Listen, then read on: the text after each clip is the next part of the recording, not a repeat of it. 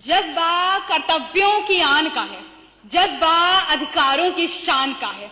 अरे मेरे देश के युवाओं, जरा जोर से कह दो जय हिंद। मेरे देश के युवाओं, जरा जोर से कह दो जय हिंद, क्योंकि मेरा भारतीय संविधान इतना महान सा है, इतना महान सा है। नमस्कार, मैं इला मिश्रा जब 75 वर्षों के संविधान के सफर पर दृष्टि डालती हूं तो महोदय मैं असमंजस में आ जाती हूं कि मैं शुरुआत करूं संविधान के आगाज हम भारत के लोग से या फिर 26 जनवरी 1950 से। महोदय मैं असमंजस में आ जाती हूं कि मैं शुरुआत करूं ड्राफ्टिंग कमेटी वाले डॉक्टर बी.आर. अम्बेडकर से या फिर सरदार वल्लभ भाई पटेल जी से। महोदय मैं असमंजस में आ जाती हूं कि मैं शुरुआत करूं 1935 के गवर्नमेंट ऑफ इंडिया एक्ट से या फिर 1947 की संविधान निर्माता समिति से।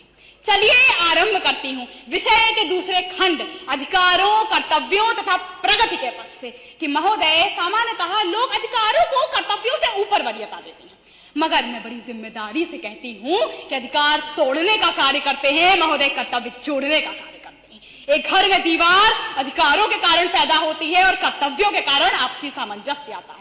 और महोदय ये भारत रूपी घर की संवैधानिक खूबसूरती तो आप देखिए कि जहां हमारे प्रधानमंत्री जी इसका वर्णन स्वयं करते हैं कि महोदय ये वो बहुसांस्कृतिक विविधताओं वाला राष्ट्र है कि यदि कहीं समूचे विश्व में तिरस्कृत यहूदी अपना संपूर्ण विकास कर रहे तो वो सिर्फ भारत है। महोदय अपनी ही जमीन से मिट गए पारसी भी यदि कहीं फल फूल रहे तो वो सिर्फ भारत है, और यदि कहीं इस्लाम के सभी फिरके भी पाए जाते हैं तो वो सिर्फ भारत है। जी हाँ, ये है यहाँ के संविधान की 75 वर्षों की कमाई।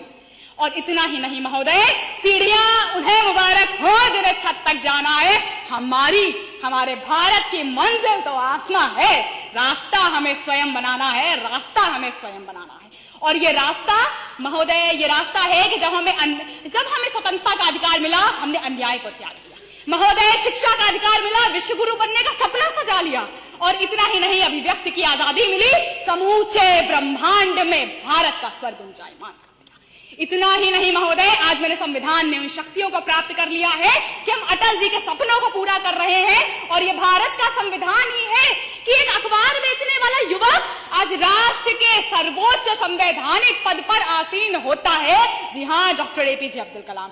इतना ही नहीं महोदय, एक चाय बेचने वाला युवक यहाँ का प्रधानमंत्री बन धुरा संभाल, मैं देश नहीं झुकने दूंगा, मैं देश नहीं मिटने दूंगा, मैं देश नहीं रुकने दूंगा के स्वर को उद्घोष करता है। जी हाँ, यह है यहाँ के संविधान की ही शक्ति कि सड़क पर चलने वाली एक भी नारी को अब आज ये डर नहीं रहता है कि उसके साथ कोई अन्याय होगा, उसे आश्वासन होता है कि उसका संविधान उसके साथ है। महोदय आज हम अटल जी की आकांक्षाओं को पूरा कर रहे हैं, अम्बेडकर जी के सपनों को पूरा कर रहे हैं। अतः वाणी को विराम देते हुए बस इतना ही कहना चाहूंगी, जय हिंद, जय।